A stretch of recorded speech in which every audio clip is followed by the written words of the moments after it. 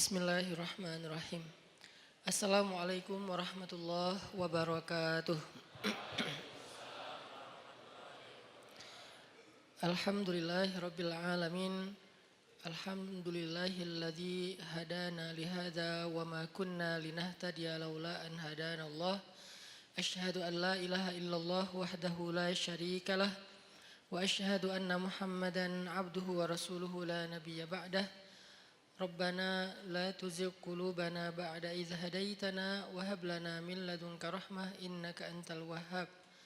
Allahumma salli wa sallim wa barik ala sayyidina wa habibina wa azimina wa nabiyyina Muhammad. Rabbi shrah li sadri wa yassir li amri wa hlul 'uqdatan min lisani yafqahu qawli. Teman-teman sekalian, alhamdulillah kita panjatkan kepada Allah Subhanahu wa taala untuk nikmat yang Allah berikan kepada kita, kepada bangsa Indonesia, dan mudah-mudahan kita juga sebagaimana diberikan nikmat, tapi juga Allah memberikan kita kemampuan untuk bisa mensyukuri nikmat Allah. Karena nikmat yang tidak disyukuri itu akan berujung dengan malapetaka dan penyesalan. Sebaliknya, ujian yang disabari itu akan berujung dengan kenikmatan. Jadi enggak hanya bisa kita merasa gembira dan merasa nyaman dengan nikmat yang Allah kasih. Karena nikmat yang Allah kasih kepada kita, kalau tidak diiringi dengan rasa syukur, dengan ekspresi syukur yang tepat, justru nikmat itu akan sedikit demi sedikit membawa kita kepada kehancuran. Dan ketika waktu kehancuran itu Allah tetapkan, maka kita hanya bisa menyesal dan menjadi orang yang rugi. Baik itu secara personal maupun secara sebuah bangsa. Kalau bangsa ini diberikan nikmat kemerdekaan, bangsa ini diberikan nikmat untuk bisa keluar dari banyak masalah, banyak tekanan, banyak peristiwa-peristiwa besar termasuk pada tanggal 30 September dan seterusnya. Lalu kita tidak mampu mensyukurinya dengan ekspresi syukur yang benar, maka justru nikmat-nikmat yang sudah banyak Allah berikan kepada bangsa ini akan diganti menjadi kebinasaan dan malapetaka. Na'udzubillahi min dzalik. Itu pernah dialami oleh orang-orang sebelum kita. Jadi ini bukan sekedar wacana, bukan sekedar nakut-nakuti, bukan sekedar persepsi subjektif. Tapi ini udah dialami oleh orang-orang sebelum kita. Makanya Al-Quran sendiri yang maha benar selalu mengangkat sejarah sebagai contoh. Padahal Allah cukup mengatakan jangan kayak gitu. Artinya apa yang Allah larang itu udah pasti rugi.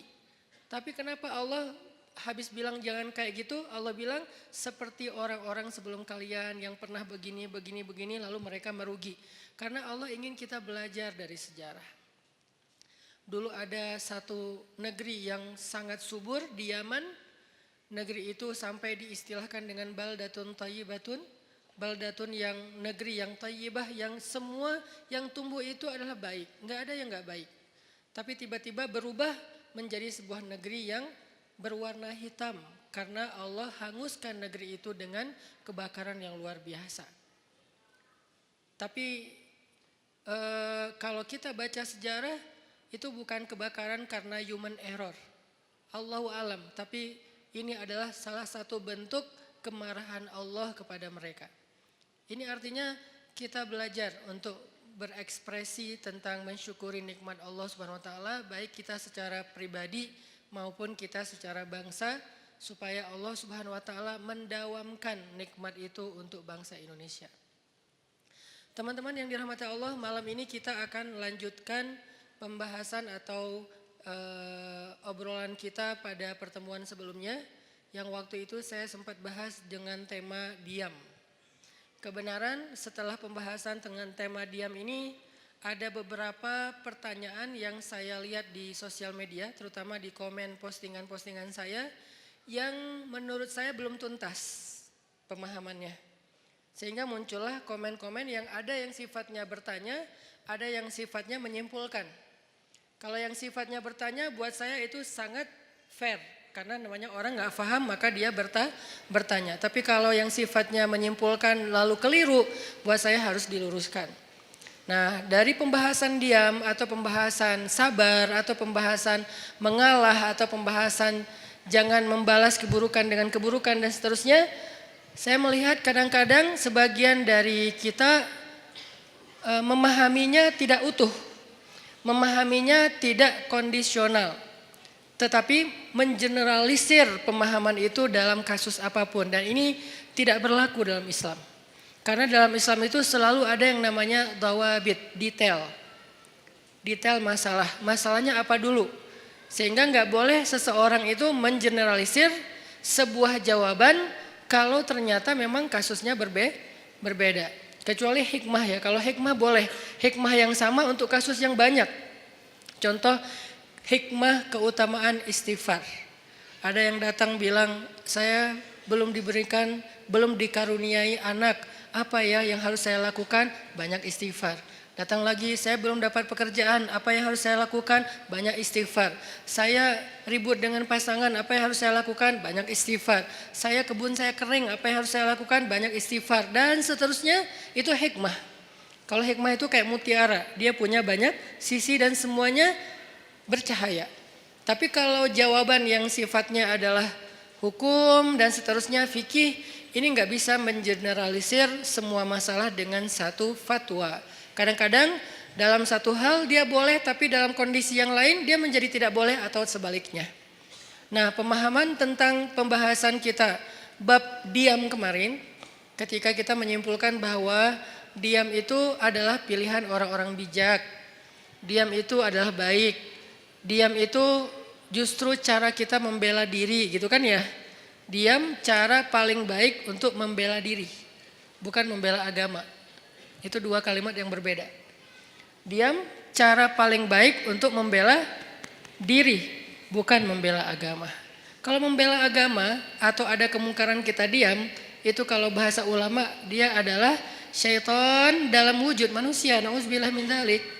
Gak boleh diam, cuman kita juga perlu belajar kalau gak boleh diam terus kita ngapain. Karena ada orang bilang kita gak boleh diam, tapi dia juga gak ngerti ngapain setelahnya. Nyikapinnya gimana, ngeresponnya gimana, ekspresinya gimana. Nah ini semuanya adalah pembahasan yang tidak satu kali pertemuan. Kita harus membahasnya secara berturut, kemudian kita mencoba memahaminya dari semua kondisi. Kemarin kita membahas masalah bahwa diam itu adalah cara untuk membela diri yang paling baik. Nanti fadilahnya akan ditolong oleh Allah, dinaungi malaikat, didoain malaikat. Itu hanya berlaku kalau yang dicela, difitnah, dibully, dihina, apalagi dicaci, di head speech adalah personal pribadi kita. Berlaku kalau yang dihina itu adalah pribadi kita. Walaupun tetap kemarin saya tegaskan pilihan sikap bukan hanya diam. Kita boleh bersikap dengan merespon. Seperti yang saya cerita ada Rachel dia merespon. Tapi dengan cara agak easy going, santai gitu. Enggak terlalu emosional. Itu juga boleh. Atau kita mengambil sikap menjelaskan. Tabayun bahasa yang sering kita dengar. Itu juga boleh. Atau kita mengambil sikap marah. Atau ada orang ya, jangan kita lah ya. Kalau dalam kasus ini ada orang mengambil sikap marah, dia tersinggung. Kita harus memaklumi karena dia manusia biasa selama marah dan tersinggungnya tidak berlebihan. Jadi ini banyak pilihan sikap. Tapi di antara semua pilihan sikap itu ternyata pilihan diam menjadi salah satu yang terbaik. Salah satu yang terbaik, bukan satu-satunya. Sehingga nanti kalau ada ustadz lain atau ada anggapan lain mengatakan ini pilihan yang terbaik ketika kita lagi disakiti secara pribadi, itu juga mungkin salah satunya. Saya nggak mau mengatakan, mengklaim satu-satunya yang terbaik itu adalah yang saya katakan. Enggak, salah satunya. Ternyata diam adalah salah satu pilihan sikap paling baik dan paling insya Allah luar biasa hasilnya kalau kita sedang mengalami kezoliman terhadap diri kita secara pribadi. Tapi terhadap orang yang dalam tanggungan kita, keluarga kita, orang tua kita, pasangan kita, anak kita, saudara kita, bahkan saudara seiman kita, itu beda lagi. Karena kalau misalnya ada saudara seiman kita disakiti, kita diam, berharap terus nanti malaikat akan mendoakan kita, ini kayaknya ini agak klise ya. Enggak seperti itu pemahamannya. Kalau saudara seiman kita dizolimi, disakiti, maka berlakulah hadis Nabi, tolonglah saudaramu yang zalim atau yang terzolimi. Yang zalim atau yang terzolimi. Para sahabat bertanya, ya Rasulullah, menolong saudara kami yang terzolimi, kami mengerti, maklum, itu sesuatu yang semua orang insya Allah memaklumi. Maklum itu bahasa Arab, maklum. Tapi menolong saudara kami yang menzolimi, itu gimana? Kata Nabi, cegah dia dari perbuatan zalim, berarti engkau telah menolong dia. Ini artinya menolong saudara kita yang dalam keadaan terzolimi, teraniaya, difitnah, disakiti, kita boleh menolongnya, kita boleh merespon, kita boleh membela, tapi dengan cara-cara yang juga harus ada di dalam etika moralnya seorang yang beriman. Tapi kalau diri kita, maka contoh-contoh yang saya angkat kemarin rata-rata lebih ke sikap dia kalau dia pribadi yang disakiti. Ada siapa kemarin? Maryam. Ada Aisyah nanti di surat An-Nur. Ketika Aisyah dituduh selingkuh dengan Sofwan, Aisyah diam. Maryam dituduh berzina, nggak punya suami tapi punya anak, Maryam diam. Nah ini artinya yang dituduh, yang disakiti itu adalah personal orangnya, sehingga sikap orang itu adalah diam setelah dia mencoba untuk tabayun sewajarnya. Sekali, dua kali setelah itu tidak dilanjutkan karena sudah dijelaskan, sehingga tidak berlanjut dengan perdebatan. Itu adalah tutorial diam dalam kondisi ketika kita sedang disakiti. Lalu bagaimana kalau misalnya yang dibully, yang difitnah, yang dicela, yang dihina itu adalah agama. Bukan pribadi kita, tapi agama. Contoh yang bagian dari agama udah gak bisa dipisahin itu pertama adalah masalah Allah sebagai Rabb. Sembahan, pencipta, pemilik, pemelihara, harapan kita, tempat kita bergantung. Pokoknya dengan segala keluasan makna Rabb. Kalaupun gak utuh, agar mudah dipahami kita menyebutnya Tuhan. Walaupun itu bukan kalimat yang bisa menjelaskan secara utuh dari makna Rabb. Tapi setidaknya sedikit menjelaskan kepada kita, oh Allah berarti Tuhan. Kalau Allah sebagai Tuhan yang dicela gimana? Kalau Nabi sebagai Rasulullah, kekasih Allah, teladan kita, kekasih kita yang dicela gimana? Kalau syariat yang dicela gimana? Kadang-kadang bukan dicela secara langsung, tapi dibikin jadi tidak berharga. Itu juga mencela kan? Ada hal yang sakral dalam agama dibilang sesuatu yang biasa aja. Ini nih sesuatu pencelaan dengan cara yang tidak langsung terhadap agama.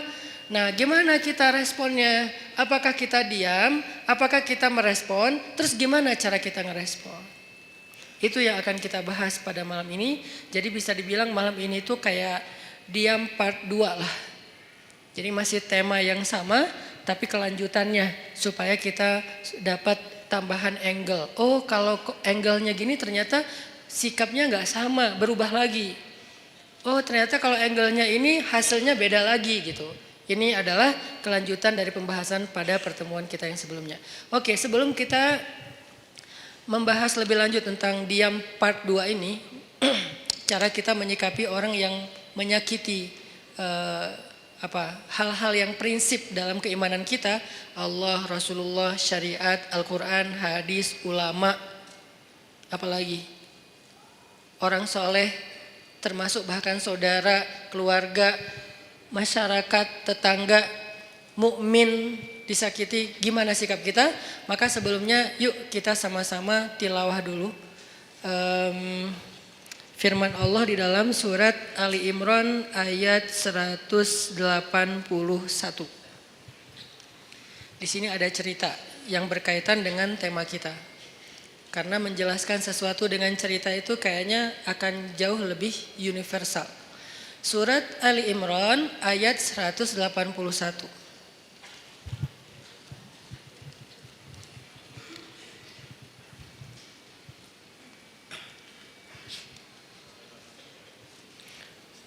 181. A'udzu billahi minasy syaithanir rajim. Silakan.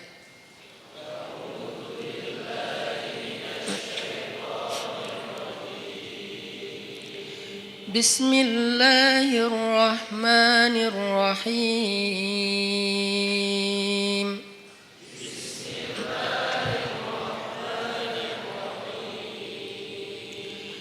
لقد سمع الله قول الذين قالوا إن الله فقير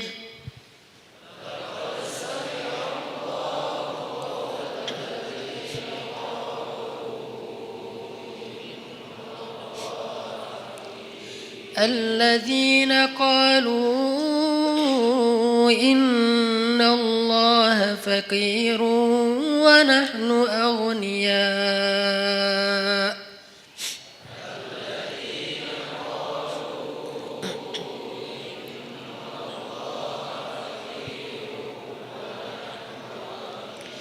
سنكتب ما قالوا وقتلهم الأنبياء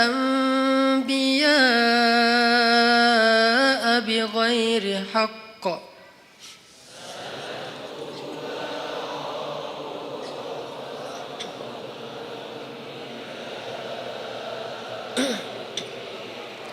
ونقول ذوقوا عذاب الحريق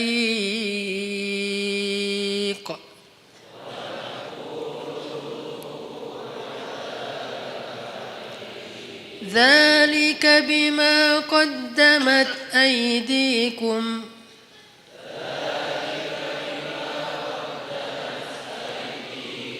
وأن الله ليس بظلام للعبيد.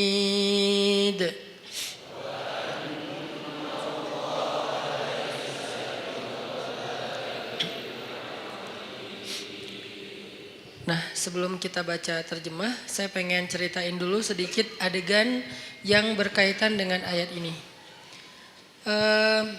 Satu hari Abu Bakar As-Siddiq lagi main ke sebuah kawasan atau ke sebuah pasar tempat orang-orang Yahudi ngumpul. Jadi kayak di Madinah itu kan ada orang Islam sama orang Yahudi kan hidup berdampingan. Cuman seringnya orang Yahudi ini bikin masalah. Mereka membatalkan perjanjian, mereka mengganggu kaum muslimin, mereka menyebarkan fitnah, termasuk salah satunya fitnah Aisyah selingkuh. Akhirnya satu demi satu kabilah Yahudi itu kemudian diusir oleh Nabi karena berkali-kali melanggar perjanjian. Maka jadilah kota Madinah itu hanya tinggal kaum muslimin saja. Tadinya Islam di Madinah itu sangat berdampingan dengan orang Yahudi. Karena dasarnya Islam itu kan rahmatan lil alamin ya. Nggak mau ngerecokin orang, nggak mau ganggu orang. Itu Islam banget tuh. Islam nggak mau ganggu orang, Nabi itu paling nggak enak ngerepotin orang. Itu tuh Islam banget. Tapi juga Islam punya prinsip. Dia punya hal yang buat dia itu nggak bisa ditawar. Salah satunya adalah kehormatan. Apalagi yang berkaitan dengan kehormatan perempuan. Kemudian masalah ideologi, hal-hal yang akidah, syariah, sehingga muncullah kalimat lakum dinukum waliyadin. Kalian dengan cara agama kalian, kami dengan cara agama kami. Bisa nggak kayak gitu kita hidup? Nggak usah saling mengganggu. Bisa, oke. Tanda tangan perjanjian, jalan beberapa lama. Ternyata dilanggar sama orang Yahudi. Sekali dibiarin, diminta pertanggungjawaban 2 kali, kemudian Nabi menuntut 3 kali. Udah berkali-kali sampai puncaknya yang paling parah misalnya kayak membunuh, mempermalukan perempuan muslimah, ini udah gak bisa ditawar. Makanya diusir oleh Rasulullah SAW. Nah, waktu itu kaum Yahudi masih berdampingan dengan Nabi. Satu hari Abu Bakar datang ke tempat main atau nongkrongnya orang Yahudi lah. Kayak kafenya Yahudi lah mungkin atau restorannya Yahudi gitu kan. Mereka lagi nongkrong. Datang Abu Bakar ke situ. Tadinya Abu Bakar datang niatnya baik, pengen silaturahim. Bukan silaturahim ya. Pengen temenan lah. Karena sebetulnya silaturahim dalam dalam makna aslinya hanya berlaku untuk keluarga. Sebutlah dengan bahasa kita silaturahim. Pengen silaturahim sama beberapa tokoh Yahudi, salah satunya bernama Fanhas. Nah, ketika sampai di tempat Fanhas nongkrong, Abu Bakar datang, terus Abu Bakar duduk dengan Fanhas, Abu Bakar ngobrol gitu sama Fanhas. Fanhas, kamu tahu kan Islam itu benar? Soalnya Fanhas ini siapa? Fanhas ini tokoh agama Yahudi yang memiliki ilmu sejarah yang bagus tentang nabi-nabi sebelumnya, yang dia membaca Alkitab, yang pasti di dalam Alkitab itu disebutkan tentang Nabi Muhammad. Makanya Abu Bakar ngobrol dengan Fanhas, baik-baik sih ngobrolnya. Fanhas, kamu tahu kan Islam itu benar? Kamu tahu kan Muhammad itu utusan Allah sesuai dengan yang kamu baca di dalam literasi kamu? Kata Fanhas, ya emang kenapa? Terus kenapa kamu gak ikut aja, gak beriman? Cuma nanya doang gitu, bukan maksa. Apa jawaban Fanhas?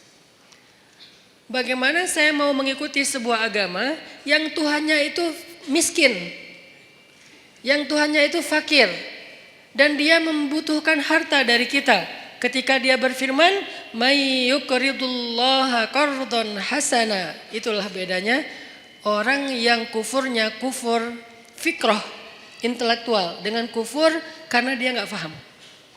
Kalau orang yang kufur nggak paham, kita toleran banget.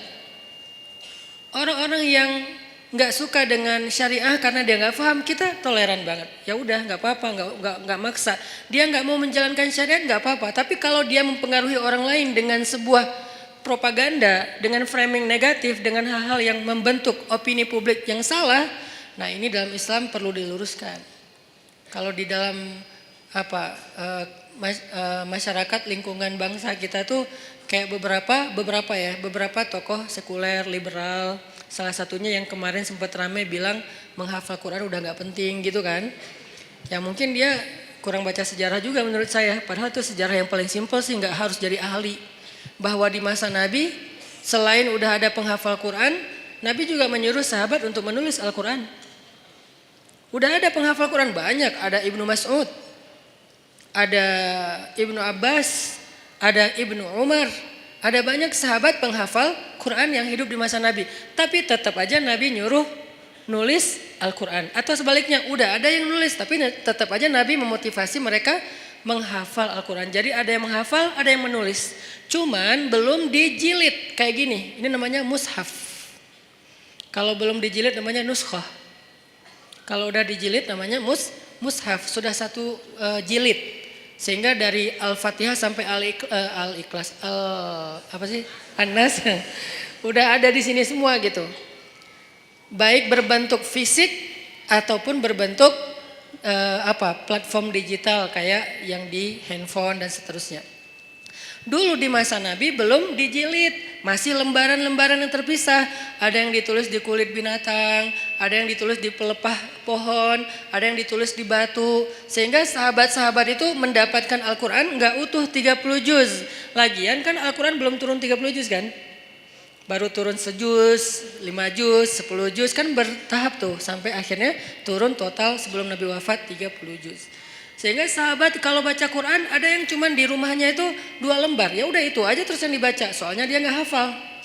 Ada sahabat yang baca Quran 1 juz, ya udah itu aja yang dihafal, yang dibaca. Baru kemudian dijilid pada masa Abu Bakar As-Siddiq atas inisiatif dari Umar bin Khattab. Kata Umar, ya Abu Bakar, kenapa nggak kita jilid aja Al-Quran supaya nggak berceceran di mana-mana? Kata sahabat yang lain, ya Umar, gimana kita mau melakukan sesuatu yang tidak dilakukan Nabi? Ini pertanyaan sering muncul kan sekarang. Ngapain kita lakukan sesuatu yang nggak dilakukan Nabi? Kata Umar, seandainya Nabi masih hidup, pasti Nabi akan mengatakan ini baik. Kalau bahasa orang yang lebih fanatik lagi sekarang, tapi kan Nabi nggak melakukan. Seandainya itu baik, kenapa Nabi nggak ngelakuin? Berarti apa yang Nabi nggak lakuin berarti nggak baik. Nah ini nih pemikiran nggak terbuka. Umar itu orang yang sangat open minded banget. Sehingga dia banyak nyampain gagasan-gagasan yang justru kayak sesuatu yang baru gitu di zaman itu. Lalu akhirnya setelah disyurokan oleh para sahabat, mereka sepakat bahwa ini baik, maka dilakukanlah proses penjilidan Al-Quran pertama di masa Abu Bakar.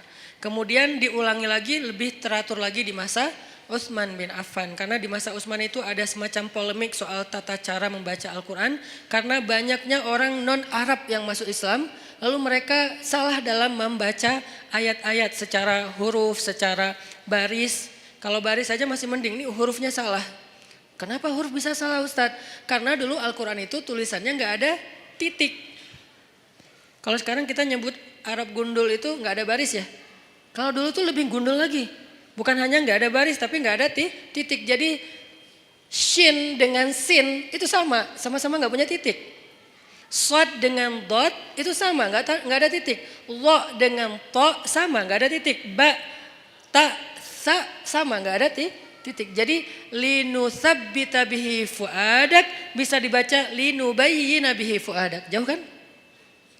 Linusabbita bihi fuadak untuk kami teguhkan hatimu dengannya, bisa dibaca linubayyina bihi fuadak untuk kami perjelas maksud di dalam hatimu dengannya. Itu jauh banget perbedaannya. Kenapa? Karena tidak ada titik. Akhirnya banyak orang non-Arab yang masuk Islam di masa Utsman salah membaca huruf. Jadilah Al-Quran itu agak banyak kesalahan. Dan itu rame yang membaca dengan cara yang salah. Akhirnya Utsman berinisiatif untuk mengumpulkan lagi cara baca yang tadinya 10 huruf menjadi 1 huruf. 1 huruf menjadi 10 qiraat dan seterusnya, itu pokoknya rumit lah pokoknya. Sejarahnya rumit. Intinya di zaman Nabi itu udah ada smartphone dalam bentuk tulisan di lembaran-lembaran. Atau kenapa tetap dianjurkan menghafal Quran?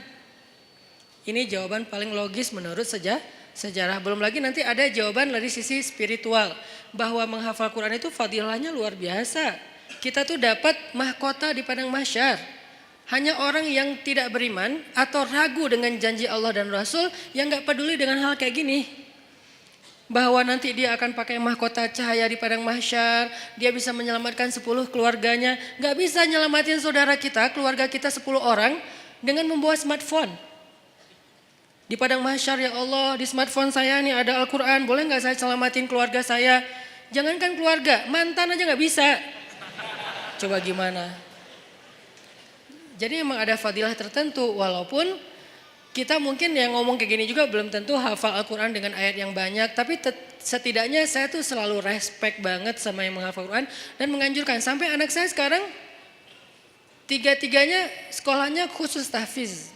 Karena saya berharap mereka nggak seperti saya, yang baru serius ngafal Quran pas udah gede. Mereka harus tuntas dulu Al-Quran, sisanya boleh belajar sains, belajar apapun lah. Kan dulu ulama-ulama saintis Islam itu hafiz ya rata-rata ya.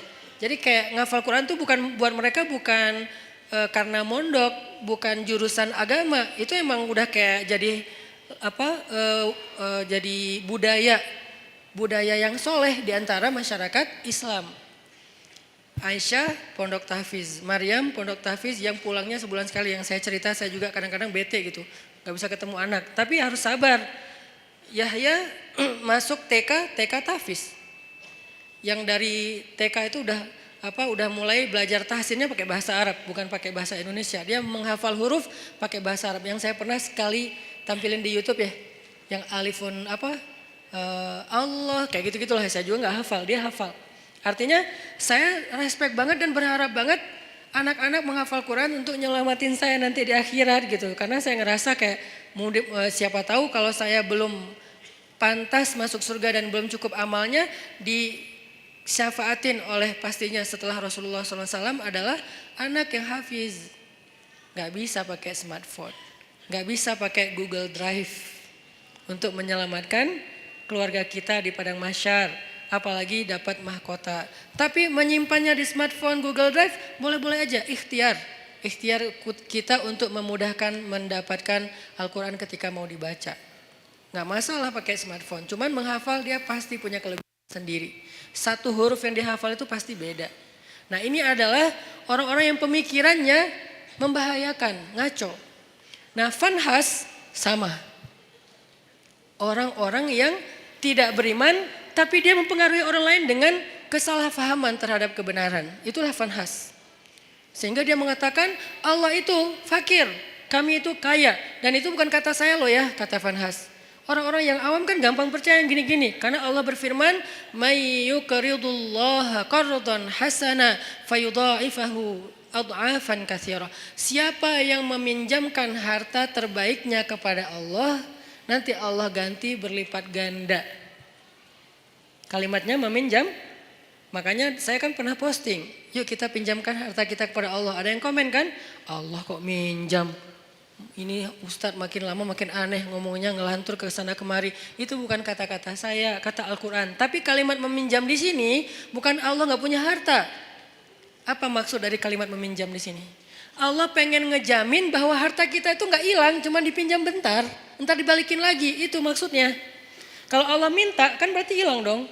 Kalau Allah pinjam entar dibalikin lagi, dan Allah itu nggak pernah ingkar janji. Ditambah lagi ada kalimat Allah ngebalikinnya gak sesuai dengan yang dipinjam. Dibalikin berlipat kali. Berkali lipat. Karena tadi kebalik jadi kebalik juga kata-katanya. Dibalikin berkali lipat. Nah di situ juga dikritisi sama si Vanhas. Kata Vanhas, kalau gitu Allah menggunakan sistem riba dong. Kan kita gak boleh riba. Allah melarang kita riba, tapi dianya sendiri pakai cara riba. Gara-gara dia lagi butuh duit, gak punya harta, minjam ke kita biar kita mau, akhirnya dia pakai cara riba. Gak fair dong Allah kalau kayak gitu. Marah Abu Bakar. Langsung ditonjok sama Abu Bakar Vanhasnya. Gubrak. Wah, Abu Bakar aja yang selama ini kalem, diam aja. Orangnya sabar kalau dirinya yang, kebayang gak ketika di Mekah Abu Bakar itu dikeroyok orang gara-gara ngebelain Nabi. Sampai saking dahsyatnya mereka mengeroyok Abu Bakar, itu wajah Abu Bakar tuh hancur dan gak dikenali. Kamu siapa Abu Bakar? Kok jadi gitu? Mukanya tuh hancur. Abu Bakar terima digituin. Tapi ketika Allah dihina sama Vanhas, wah itu digebukin terus-terusan sama Abu Bakar. Sampai Vanhas dibela rame-rame, terus Abu Bakar pulang. Vanhas datang ke Rasulullah SAW bilang, ya Muhammad, lihat nih apa yang dilakukan sahabat kamu kepada saya. Ini yang kamu bilang Islam, yang katanya damai segala macam. Siapa yang melakukan itu? Abu Bakar. Rasulullah aja gak percaya. Abu Bakar? Kalau Umar, Nabi percaya. Karena Umar kan orangnya tegas, keras kan. Ghalidun syadid, itu julukan Umar. Keras dan tegas, Umar. Sampai ada yang datang ke rumah Umar nanya tentang satu masalah. Kata Umar, kenapa kamu tanya ke saya?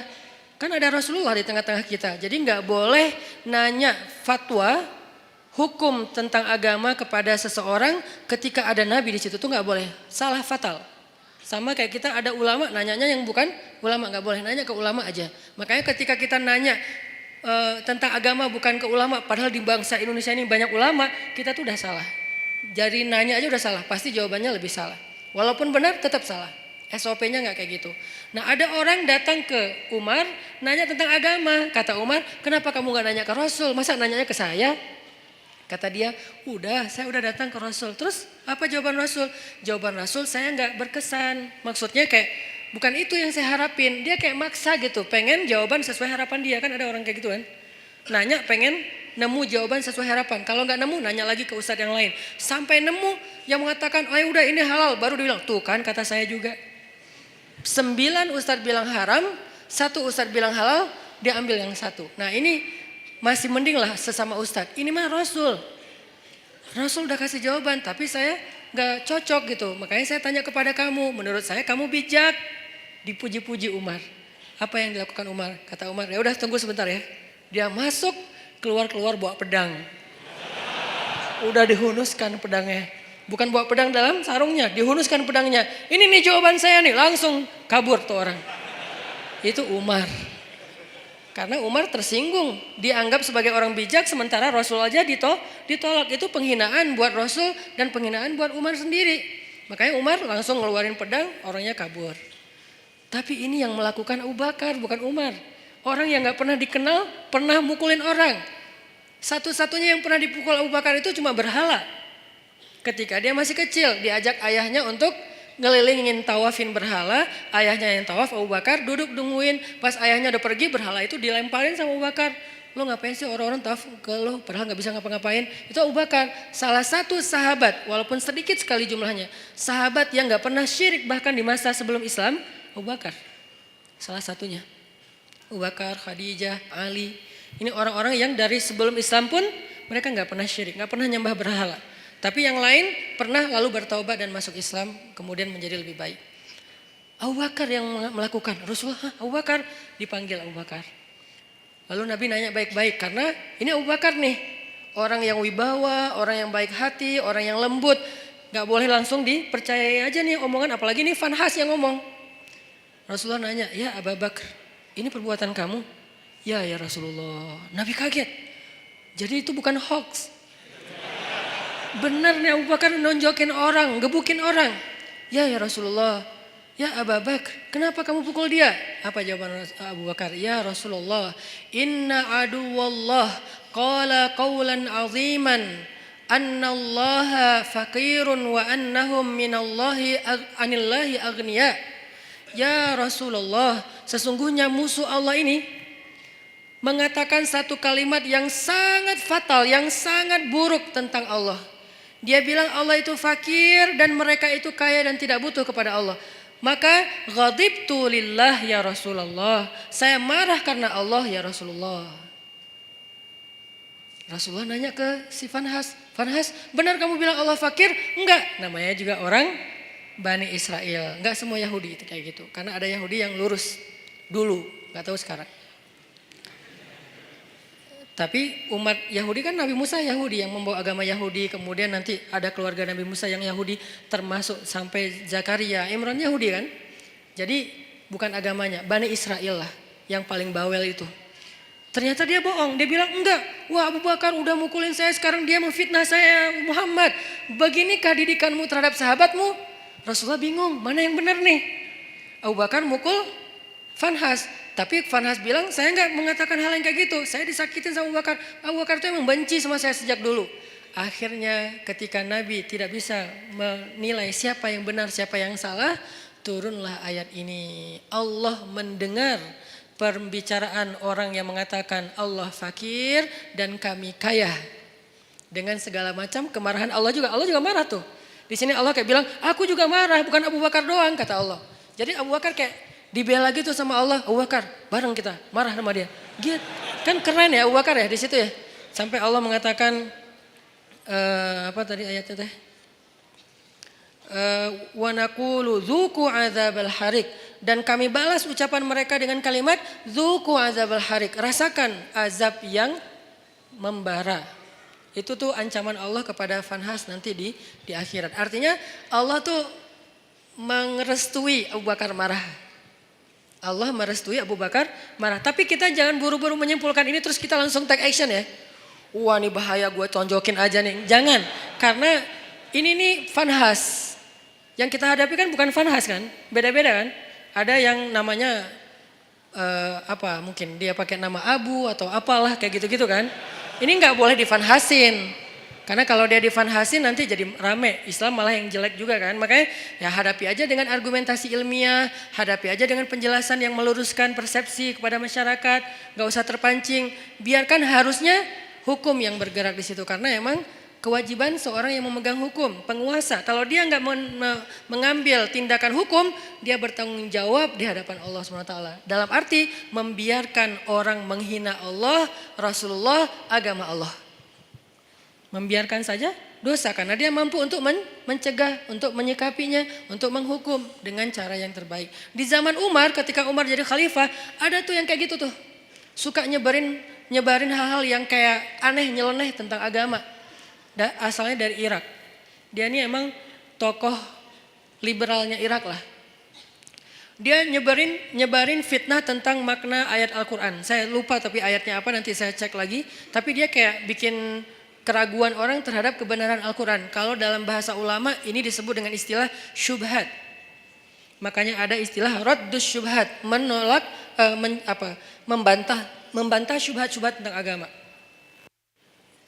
Ada yang mengatakan misalnya ternyata melakukan hubungan walaupun tidak halal, tidak resmi, tidak dalam akad nikah, asalkan sama-sama rela, itu sesuatu yang dibolehkan. Ini namanya syubhat, menyebarkan fitnah tentang agama di tengah-tengah masyarakat. Ini fatal banget dalam sebuah sebuah bangsa atau masyarakat. Di zaman Umar ada orang kayak gitu. Kalau kita baca sejarah kekhalifahan Umar itu luar biasa loh. Ada orang yang dideportasi karena terlalu ganteng. Selebgram terlalu ganteng dan itu nggak ada hasil editan. Kalau saya kan ngeditnya lama kan ya, pakai editor terbaik lah Rifat C. Tapi kalau ini nggak perlu diedit, udah emang ganteng. Rambutnya ikal sepundak, keren banget. Sampai saking gantengnya dia, cewek-cewek nggak mau nikah kecuali sama dia. Kan kasihan banget cowok yang lain ya. Nggak mau nikah kecuali sama dia. Sampai ada cewek-cewek bikin syair tentang dia, kayak bikin lagu gitu tentang dia, di aransemen dengan cara-cara yang berbeda-beda. Ada syair isinya gini, seandainya tempat tidurku hangat bersama dengan dia. Coba, syair jahiliyah namanya. Aku ingin tempat tidurku terasa hangat bersama dia. Sampai gitu terdengar oleh Umar. Nauzubillah, kata Umar, innalillah, astagfirullah. Umar kan suka keliling-keliling gitu kan.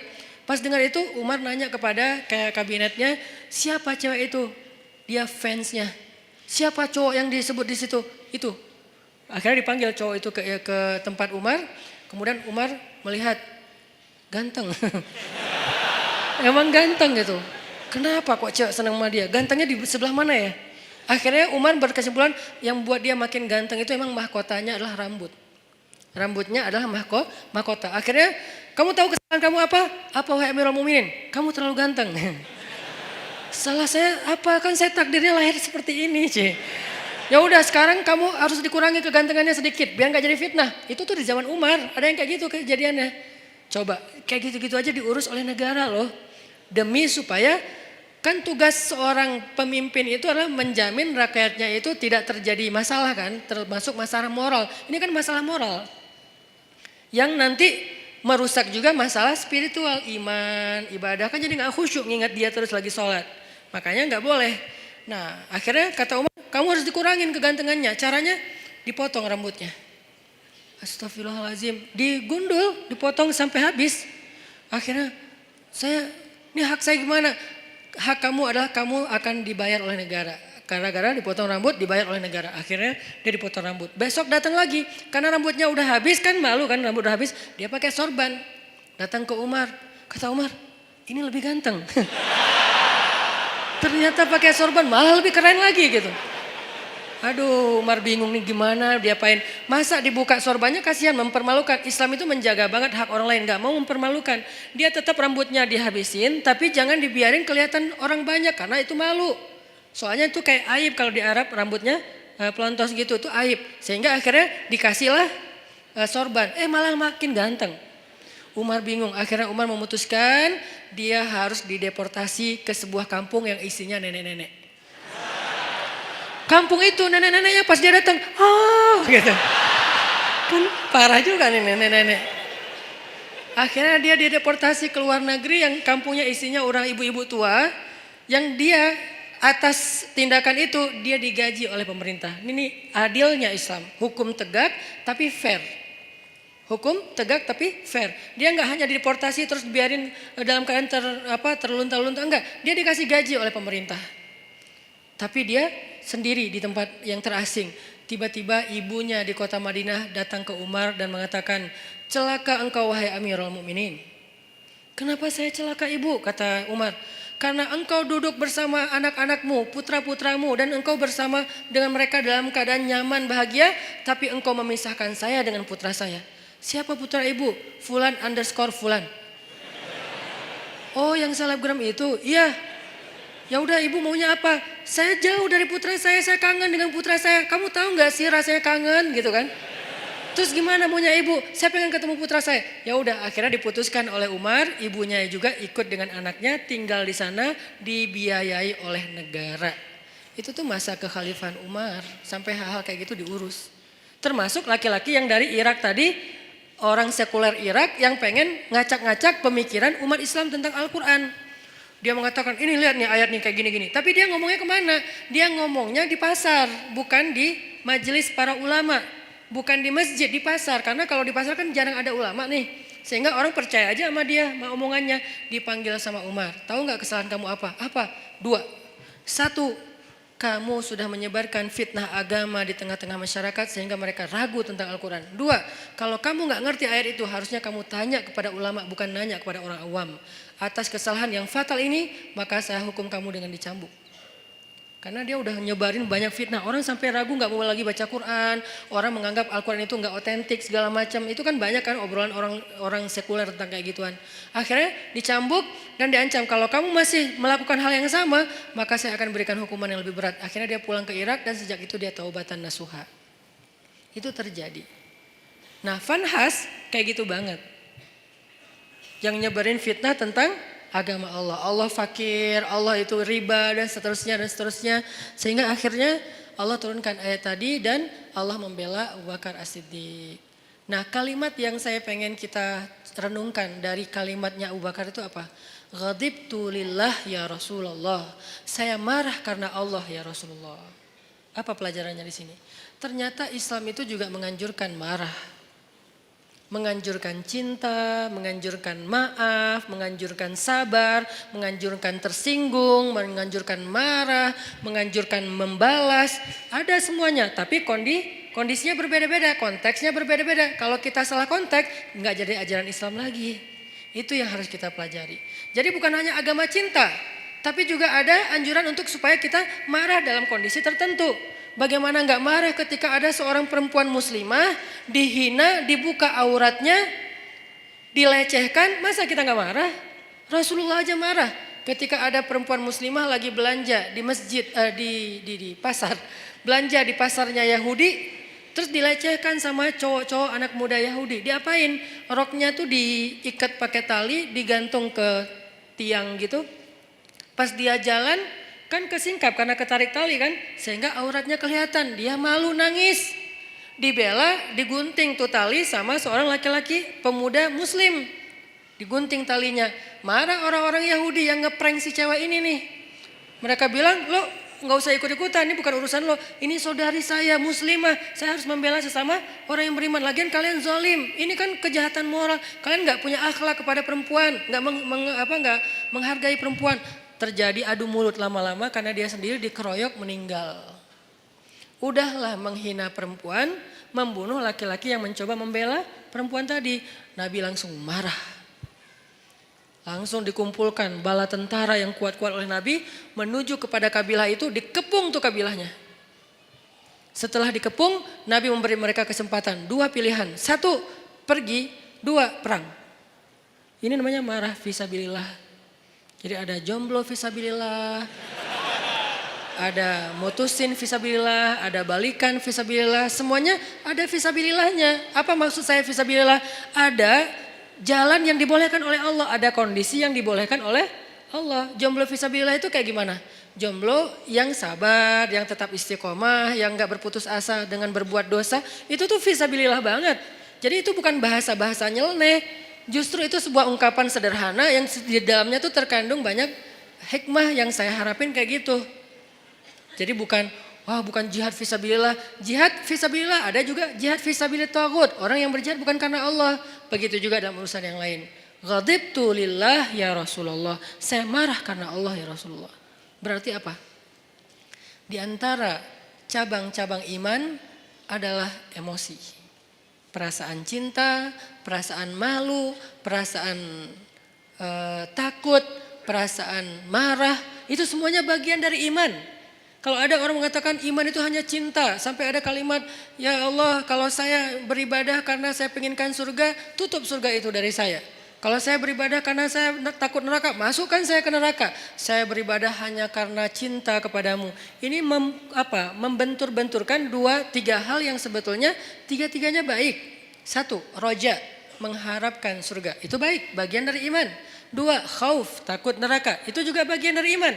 3, mahabbah, cinta kepada Allah. Itu juga bagian dari iman. Tiga-tiganya emosional, perasaan. Ternyata iman itu juga menyangkut urusan perasaan. Sehingga pertanyaannya, sudah berimankah perasaan kita? Jangan-jangan yang baru beriman lisan kita. Asyhadu an la ilaha illallah, asyhadu anna Muhammad Rasulullah. Lisan kita beriman. Apakah hati kita beriman? Yaitu yakin. Apakah perasaan kita beriman? Yaitu takut kepada neraka, mengharapkan surga, mengharapkan ampunan Allah, cinta sama Allah, kangen sama Allah, cinta sama Rasulullah. Itu kan imannya, perasaan. Sudah berimankah pikiran kita? Artinya pikiran kita tuh yadhkurunallaha qiyaman wa qu'udan wa ala junubihim. Ingat Allah terus. Dalam keadaan berdiri, duduk, berbaring, itu kayak simbol dari totalitas kehidupan dia. Ingat Allah terus. Itu berarti pikirannya sudah beriman. Sudah berimankah tangan kita yang tercegah dari menyakiti orang lain? Sudah berimankah kaki kita yang tidak mau melangkah ke tempat-tempat dosa? Sudah berimankah sekujur tubuh kita dengan segala bentuk amal solehnya? Termasuk perasaan. Sehingga orang yang tidak marah ketika agamanya dihina, orang yang tidak marah ketika Allah dihina, Rasulullah dicela, itu tuh berarti imannya, perasaannya belum utuh keimanannya. Saya nggak bilang nggak beriman ya, karena itu terlalu ekstrim menuduh orang tidak beriman. Tapi dalam bab itu dia belum utuh keimanannya, belum baik keimanannya. Karena harusnya dia marah. Cuman yang harus kita perjelas juga adalah gimana cara kita marah. Gimana cara kita mengekspresikan marah? Marah harus, tapi mengekspresikannya ada banyak cara dan itu sangat kondisional. Gak bisa digeneralisir. Tapi marah harus. Tersinggung harus. Coba kalau ada yang menghina ibu kita, marah gak? Marah pasti, gak mungkin gak marah. Salah gak kita marah? Gak salah, cuman gimana cara kita marah kan gitu kan? Waktu kecil dulu kan suka gitu kan, ada teman kita menghina ayah kita dengan dibuat foto ayah kita di tanah terus diinjak-injak. Nih ayah kamu nih, gitu kan ya. Akhirnya kita, wah lu ngina ayah gua, akhirnya berantem. Waktu kecil kan suka gitu tuh. Ngalamin gak sih masa-masa kayak gitu? Udah gak ada ya? Kalau yang milenial mungkin gak ngalamin, kalau saya kan sebelum milenial, udah agak tua. Dulu pernah ngalamin masa-masa si bolang kayak gitu tuh. Terus kita kayak bikin kertas, tulis nama ayah saya Abdurrahman, nama ibu saya Kartini. Jadi ibu saya Kartini itu cuma saya yang boleh nyanyi itu. Ibu kita Kartini, cuman saya karena ibu saya Kartini namanya. Kartini Abdurrahman, nih gua injak-injak nih gua sobek-sobek nih. Wah bener nih lo cari masalah sama gua. Akhirnya berantem atau dibalas kalau gak berani berantem, nulis juga nama ayah dia sama ibu dia. Kita sobek-sobek juga, ujung-ujungnya sih berantem juga. Kenapa kita marah? Karena kita cinta sama orang tua kita, gak mungkin enggak. Kadang-kadang kita kayak sebel sama ibu kita, tapi kita gak rela ada orang menghina ibu kita kan. Kadang-kadang kita kayak beda pendapat sama orang tua kita, tapi kita gak rela ada yang menyakiti orang tua kita. Itu tuh udah pasti. Umumnya kayak gitu. Hanya anak durhaka yang gak kayak gitu. Umumnya orang kayak gitu. Gimanapun dia gak dekat sama orang tuanya, gimana pun dia kayak gak nyaman dengan orang tuanya, kadang-kadang berdebat, berselisih, sampai marah. Tapi dia gak rela orang menyakiti orang tuanya.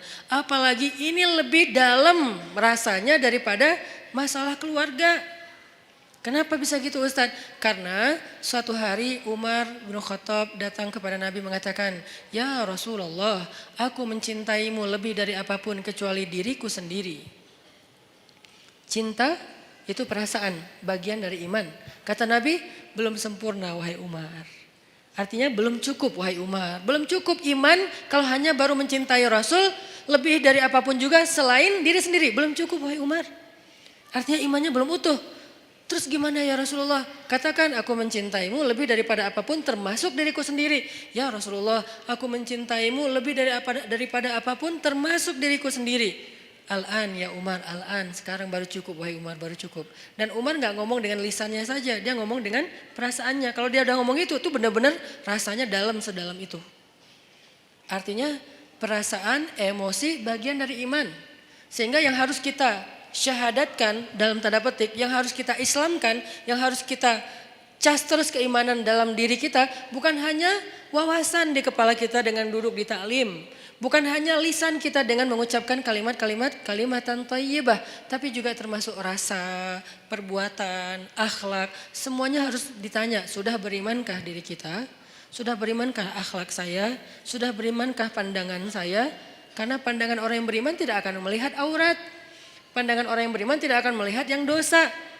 Nanti di atas mereka ada yang lebih dahsyat lagi. Jangankan aurat orang lain, aurat sendiri aja gak mau ngelihat. Siapa dia? Ali bin Abi Thalib. Aurat sendiri aja gak ngelihat. Coba, kebayang gak tuh? Ya gak usah dibayangin juga sih.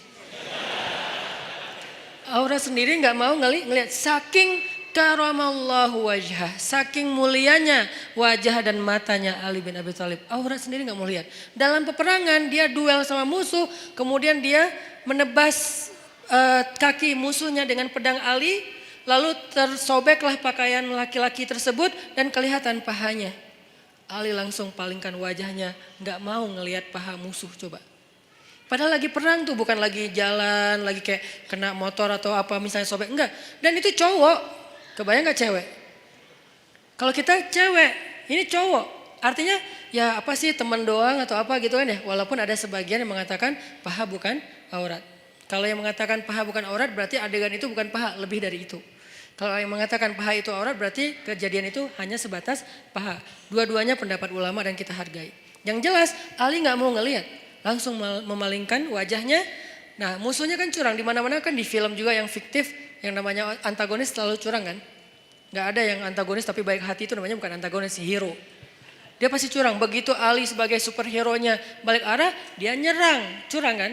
Tapi Ali, yang digituin Ali gitu, salah orang. Ali balik arah, justru pedangnya tuh lagi siaga. Begitu dia nyerang, diputerin lagi tuh pedang.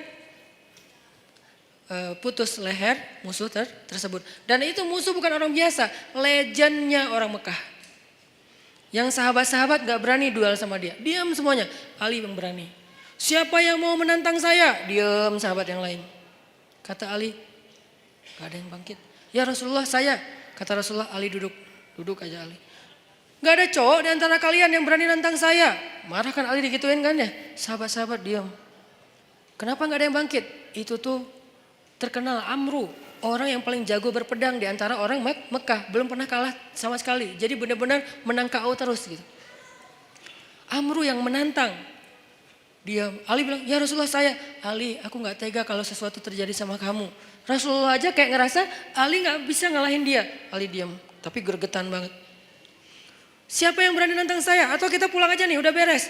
Akhirnya, ya Rasulullah jangan biarkan dia menghina Islam. Biarkan saya menghadapi dia, Allah yang akan menolong saya. Ali hati-hati ya.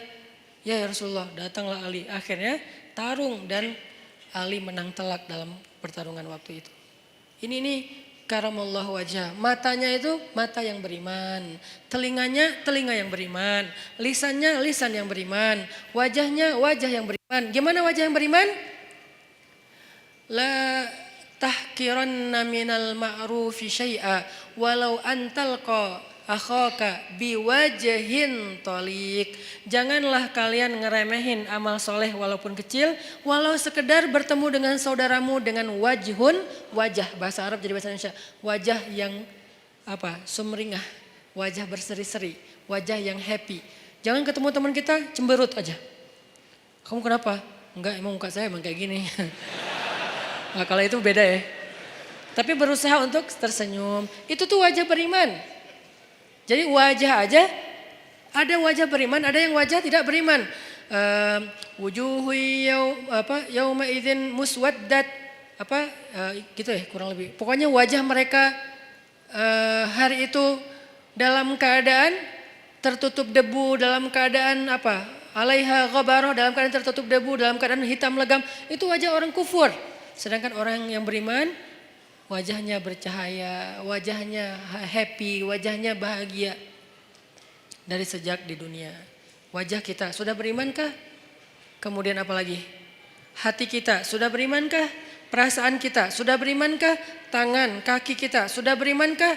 Rambut kita sudah berimankah? Dan seterusnya, semuanya. Gimana rambut yang beriman Ustadz? Nabi melarang kita untuk membuat rambut yang terlalu ditipisin sebelah ya. Sampai tinggal di atas doang gitu kan. Itu dalam Islam dilarang. Berarti rambut yang beriman yang gak kayak gitu. Kalau ditipis sedikit gak apa-apa. Tapi ini tipisin habis tinggal gini doang. Ya itu tidak dianjurkan dalam Islam. Berarti rambut yang beriman, rambut yang biasa-biasa aja.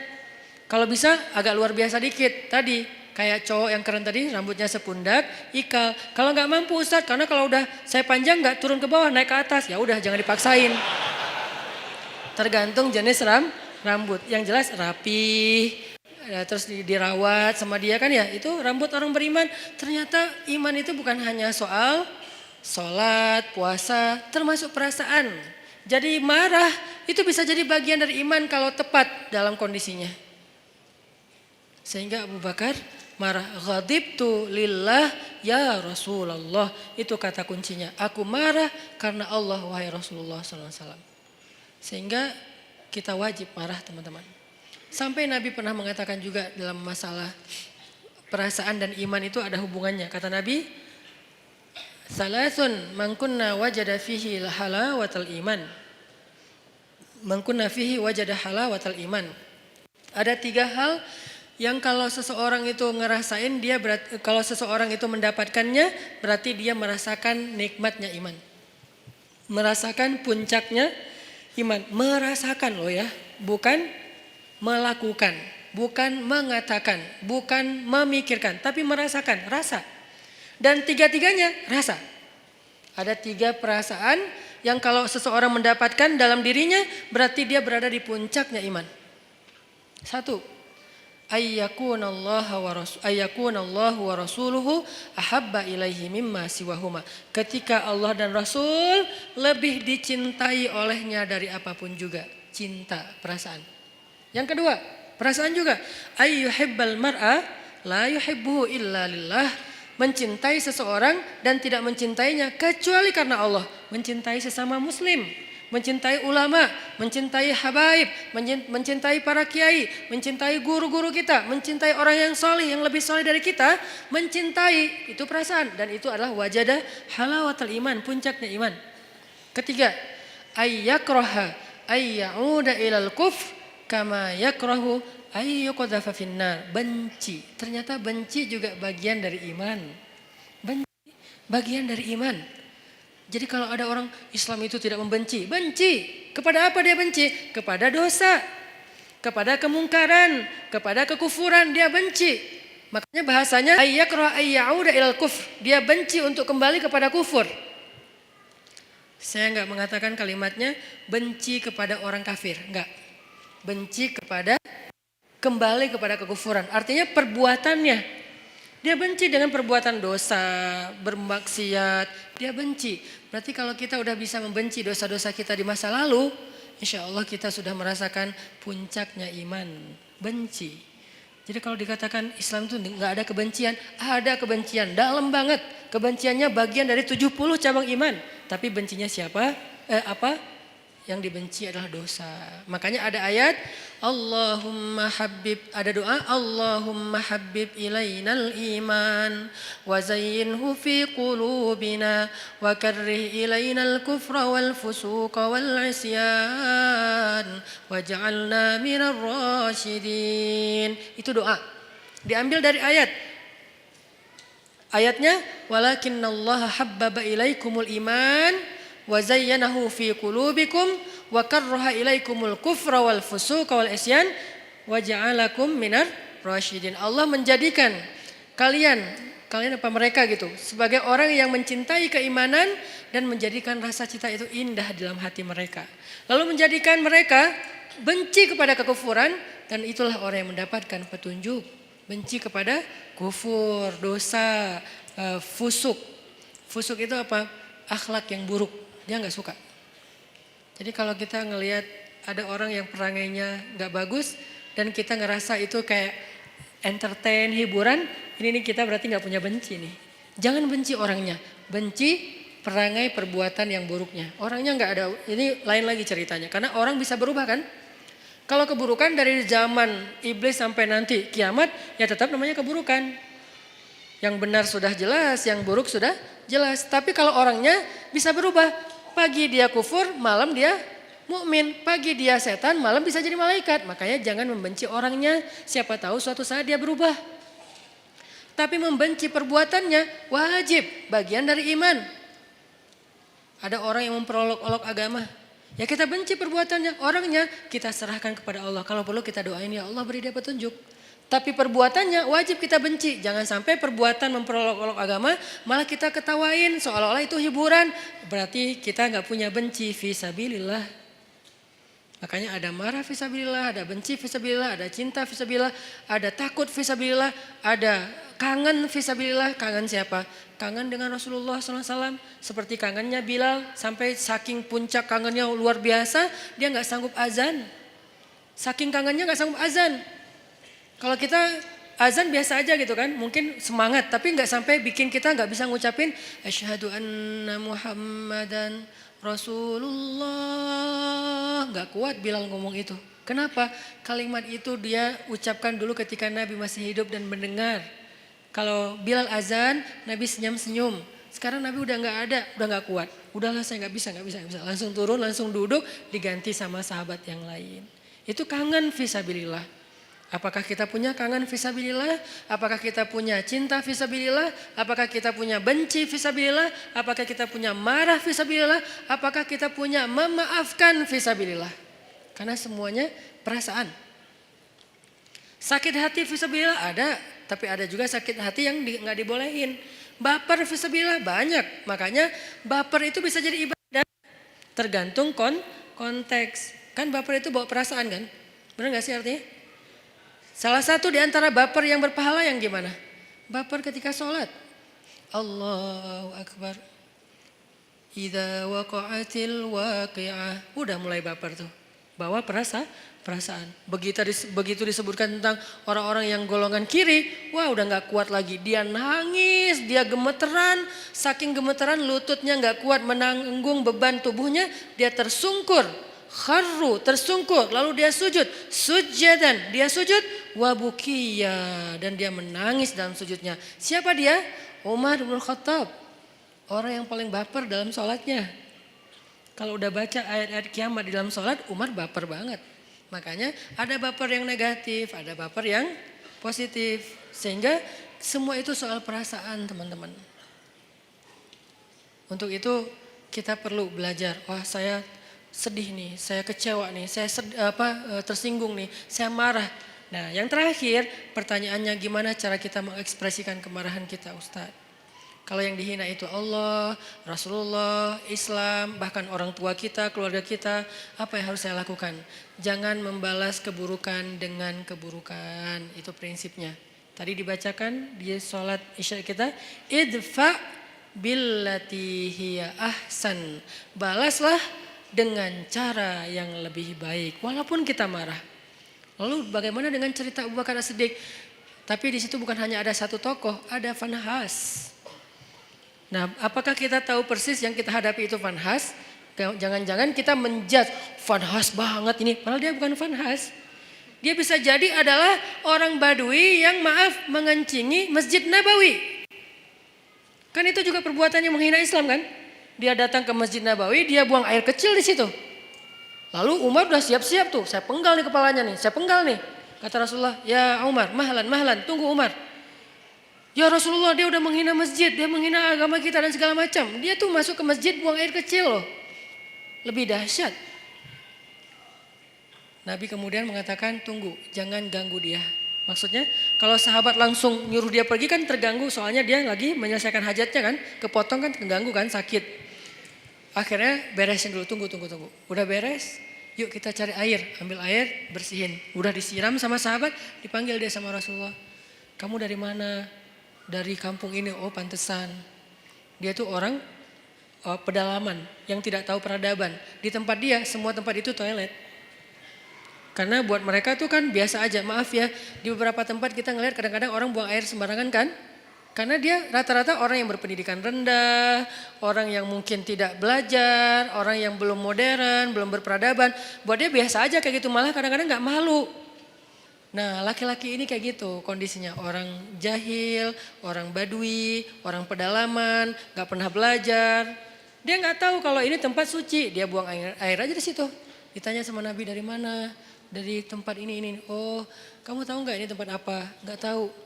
Ini tuh rumah ibadah kami, di sini kami menyembah Allah, kami belajar, kami duduk di sini, kami menjaga kesuciannya. Tadi kamu sudah mengotori tempat ini. Oh saya nggak tahu, saya nggak ngerti, maafin saya ya nggak apa-apa. Terus Nabi ngobrol panjang lebar sama dia, sampai saking baiknya Nabi bisa membuat dia terkesan dengan obrolan Nabi, akhirnya dia masuk Islam. La ikraha fiddin, Tidak ada paksaan dalam agama. Tapi yang ada ta'liful qulub, membujuk hati. Kemarin pas saya jalan ke Korea, saya ngobrol sama Chan, sama sekali saya nggak mau ngomongin Islam di depan dia kalau dia belum bertanya. Tapi alhamdulillah sepanjang saya di sana nggak ngomongin Islam sama sekali. Pas pulang baru semalam dia posting foto-foto kita di sana, dia bilang sekarang saya merasa tertarik untuk belajar Islam setelah bertemu dengan Ustadz Hanan dan keluarga. Ternyata kok asik banget, santai, saya nggak dipaksa, saya nggak dimarah-marahin. Pas saya salah membeli makanan Korea, apa namanya teh? Apa? Bukan samyang. Ya cireng lah pokoknya. Cireng Korea gitu ya. Kimbap.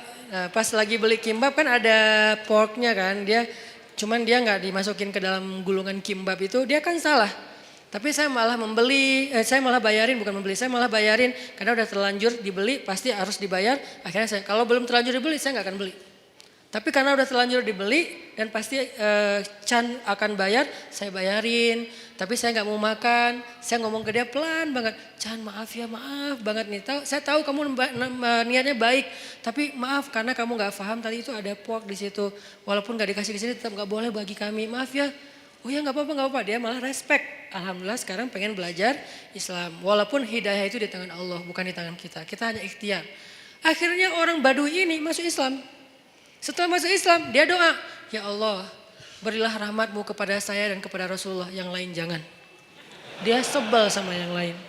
Karena tadi mau dimarahin kan sama yang lain, kata Nabi, kenapa doanya kayak gitu? Iya Rasulullah, saya sebel sama mereka. Kalau doa yang baik-baik supaya malaikat mendoakan juga kamu dengan kebaikan yang sama. Oh gitu ya Rasul. Ya Allah rahmati saya, Rasulullah dan yang lain-lain juga. Beres kan ya? Ini nih siapa? Ini bukan Fanhas. Ini orang yang belum mengerti tentang kebenaran. Kalau Fanhas ngerti banget. Malah Alkitab, dia ngerti Alkitab. Taurat, Injil, Al-Quran bahkan. Makanya dia tahu ayatnya. Bukan orang biasa, beda sikapnya. Kalau kepada orang kayak gitu, kita memberitahu. Ada orang yang bertanya atau komentar karena dia nggak ngerti, kita jelasin, kita luruskan kalau bahasa saya di komen. Bukan saya marahin, saya luruskan. Kadang-kadang ada teman-teman yang niatnya baik, pengen membela saya tapi malah marah-marah. Saya juga berharap jangan. Ini Ustadz Hanan, malu nggak lo? Jangan ngomong kayak gitu, ini mempermalukan orang. Saya juga cuma ngomong, kalau ini tentang saya diam. Kalau tentang Rasulullah, saya luruskan. Kayak gitu bahasanya, saya pilih diksi yang tidak menjudge. Sehingga nanti sikap kita mudah-mudahan mewakili wajah Islam. Walaupun gak sempurna, soalnya kita manusia biasa ya. Islam sempurna banget tapi kita gak sempurna. Setidaknya kita udah berusaha untuk menampilkan wajah Islam terbaik yang kita mampu. Orang baru tertarik. Nah idfa billatihi ahsan. Balaslah dengan cara yang lebih baik. Ada di surat apa itu? Coba kita buka. Surat Fussilat. Surat ke-41 ayat 34. Idfa billati hiya ahsan. Kalau kita bisa membalas keburukan orang dengan cara yang lebih baik. Maksud cara yang lebih baik itu gimana Ustadz? Bisa jadi orangnya kita pahamkan. Itu kan cara lebih baik kan? Dia menghina Islam, kita gak menghina dia. Kita gak menghina agamanya, kita pahamkan. Oh ini maksudnya. Kalau dia nggak bisa juga kita coba kebaikannya dengan cara lain. Kadang-kadang ada kebaikannya bukan dengan pemahaman, dengan narasi. Kita kasih dia hadiah kalau ada yang kenal dengan dia. Minimal kita senyumin dulu. Minimal kita nasehatin dengan diam-diam lewat DM atau apapun lah. Pokoknya jangan sampai kita mencela, mendebat, ngebully rame-rame dengan nge-replay komennya dia, kasihan. Kadang-kadang dia nggak ada niat mencela. Cuman karena gak paham, akhirnya di replay banyak ratusan replay, semuanya menjat dia. Saya kasihan kadang-kadang kayak gitu. Padahal niat saya tadi pengen meluruskan, tapi di bawah tuh wah macam-macam. Walaupun niatnya baik tetap caranya belum tepat. Sehingga balaslah dengan billatihi ahsan. Hasilnya apa kalau kita bisa konsisten kayak gitu? Hasilnya faidza alladzi bainaka wa bainahu adawah ka'annahu waliyun hamim. Bisa jadi kalian yang tadinya bermusuh-musuhan dengan cara idfa billati hiya ahsan, membalas dengan yang baik, dia akan menjadi waliyun hamim, pelindung yang sangat setia. Menjadi kawan baik, menjadi sahabat karib, menjadi pelindung yang setia, yang loyal. Itu hasil cara kita marah. Boleh marah tetap, tapi ekspresikan marah itu dengan cara-cara yang justru melahirkan kebaikan. Satu, cara yang kedua, kalau misalnya kita nggak mampu, ini kan yang paling ideal nih. Saya nggak mau memberikan solusi ideal doang, sementara saya juga nggak selalu bisa kayak gitu. Dan saya manusia biasa. Nanti kalau sesekali teman-teman melihat saya di sosial media, kadang-kadang kepancing, itu karena Hanan Ataki itu manusia, bukan malaikat. Yang saya omongin di sini nggak semuanya mampu saya amalkan. Makanya saya kasih beberapa alternatif. Yang paling tinggi, idfa billati hiya ahsan. Itu haqqa tuqatih, sebenar-benar takwa. Kalau nggak mampu haqqa tuqatih gimana ya Rasulullah, kata sahabat. Kalau nggak mampu haqqa tuqatih, sebenar-benar takwa, Allah berfirman di surat At-Taghabun, fattaqullaha mastata'tum. Bertakwalah kepada Allah semampu kalian. Allah aja kayak gitu coba. Pertama disuruh apa? Sebenar-benar takwa. Dalam kasus ini sebenar-benar takwa adalah balaslah keburukan dengan kebaikan. Itu sebenar-benar takwa. Yang paling ideal udah. Tapi kan kadang kita mampu, kadang enggak kan. Kadang-kadang kita memang benar-benar mampu dan kita kayak takjub gitu. Kok saya bisa ya membalas keburukan dengan kebaikan. Di komen negatif, di hate speech kita balas makasih. Kadang bisa. Kadang orang ngomong baik-baik kita malah marah-marah. Namanya juga manusia. Naik turun imannya. Kalau iman lagi naik jadi malaikat. Kalau lagi turun jadi setan. Kan gitulah kita ya. Sehingga Allah tahu banget lah kita tuh manusia biasa. Sehingga setelah Allah bilang ittaqullaha haqqa tuqatih, bertakwalah dengan sebenar-benar takwa. Salah satu kasusnya adalah balaslah dengan yang lebih baik. Allah katakan fattaqullaha mastata'tum. Kalau nggak bisa maka bertakwalah kepada Allah semampu kalian. Di akhir surat At-Taghabun. Jadi dua ayat ini saling mengutuhkan. Nah dalam kasus semampu kita gimana? Coba teman-teman buka Al-An'am.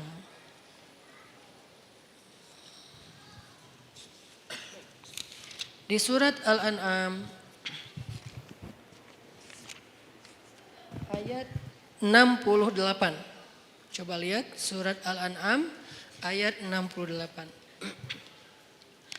وَإِذَا رَأَيْتَ الَّذِينَ يَخُوضُونَ فِي آيَاتِنَا فَأَعْرِضْ عَنْهُمْ حَتَّى يَخُوضُوا فِي حَدِيثٍ غَيْرِهِ وَإِمَّا يُنْسِيَنَّكَ الشَّيْطَانُ فلا تقعد بعد الذكرى مع القوم الظالمين. Kalau ada orang yang memperolok-olok ayat Allah, yang memperolok-olok agama Allah, yang memperolok-olok syariat Allah, maka maka berpalinglah kamu dari mereka. Itu kalau kita nggak bisa membalas dengan yang lebih baik, udah berpaling aja, jangan ikut-ikutan. Di grup, ya udah. Diam. Live group Ustadz, ya mungkin ayat ini salah satu ayat tentang anjuran untuk live group.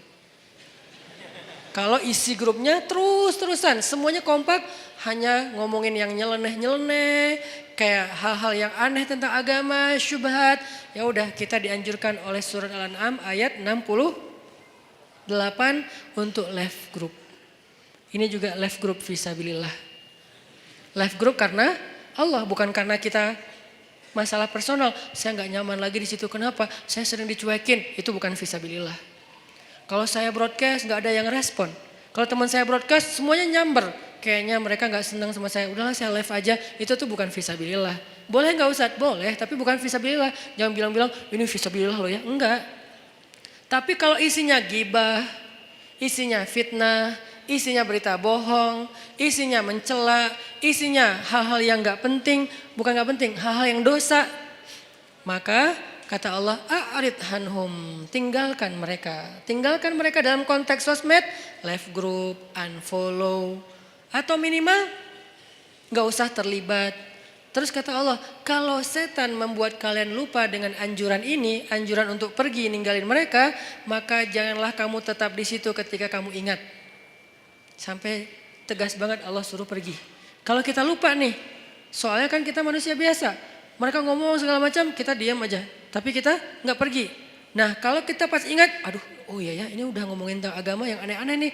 Ya udah deh saya pergi. Nah pergilah kalau kalian tidak mampu untuk memperbaiki keadaan itu. Ini. Jadi kalau kita nggak bisa memberitahu dengan baik-baik, nggak bisa menjelaskan, kadang-kadang kita kalah jumlah, kita sendiri yang lain rame-rame dan mereka kayak kuat banget argumentasinya, sombong pula. Kalau argumentatif doang masih bisa lah, tapi ini disertai dengan sombong kan susah ya. Udah tertutup hatinya, udahlah pergi aja, nggak usah diladenin debatnya. Itu cara kedua. Kalau nggak bisa, idfa billati hiya ahsan. Dua cara inilah yang disebut dengan ittaqullaha haqqa tuqatih. Nggak mampu ya Allah, ittaqullaha mastata'tum, semampu kali. La yukallifullahu nafsan illa wusaha. Itu teman-teman obrolan kita tentang moral yang dikaitkan dengan iman. Bab diam part kedua atau jilid kedua. Supaya kita paham kapan kita harusnya diam, kapan kita harusnya marah, kapan kita harusnya emosi, takut, benci, suka, segala macam itu ada babnya tersendiri supaya tidak salah. Mudah-mudahan ini bisa memperbaiki perilaku kita, behavior kita. Karena saya berharap dakwah saya ini bukan hanya jadi wawasan. Kalau dakwah yang bisa menambah wawasan, teman-teman mendengar ceramah saya sedikit wawasannya. Lebih banyak wawasan dengar ceramah Ustadz Adi Hidayat, Ustadz Abdul Somad. Kalau dengan saya tuh fokus banget dengan daily life. Buat saya kalau hanya wawasan tidak merubah perilaku belum sempurna. Makanya kita bagi-bagi tugas. Ada UAS dan UAH yang mungkin memberi wawasan Islam yang luar biasa. Ada UHA yang memberikan lebih kepada tutorial daily life yang lebih islami. Behavior, persepsi dan seterusnya. Lagian ini tuh praktis insya Allah dalam kehidupan kita. Di sosial media atau dalam kehidupan sehari-hari.